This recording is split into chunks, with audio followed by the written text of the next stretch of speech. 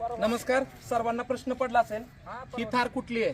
खऱ्या अर्थानं सरदार बापकर केसरी 2023चं मैदान झालं आणि या मैदानामध्ये आयोजकांनी पहिल्या क्रमांकाचं बक्षीस ही थार ठेवली होती.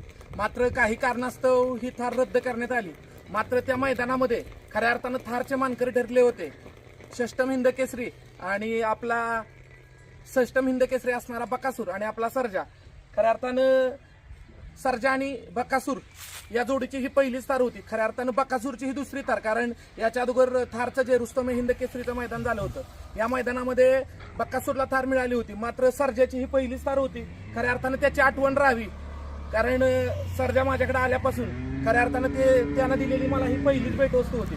कारण आयोजकांनी आम्हाला थार दिली नाही, मात्र टाटा एस टेम्पो दिला होता. मात्र त्या टाटा एसच्या टेम्पोतून जी काही रक्कम आली ती रक्कम आम्ही थारमध्ये गुंतवली आणि ही आज थार आणली. खऱ्या अर्थानं मी सर्जाचा आभार मानतो. त्याचबरोबर खऱ्या अर्थानं ज्यांनी आम्हाला सर्जा दिला आणि हा क्षण आम्हाला आनंदाचा दिला ते म्हणजे आमचे आदरणीय गौतम भैया काकडे यांचे देखील आभार, कारण त्यांनी ही लाखमोलाची वस्तू जर आज आम्हाला दिली नसती तर आज हा आमचा सोनेरी दिवस आमच्या आयुष्यात आलाच नसता.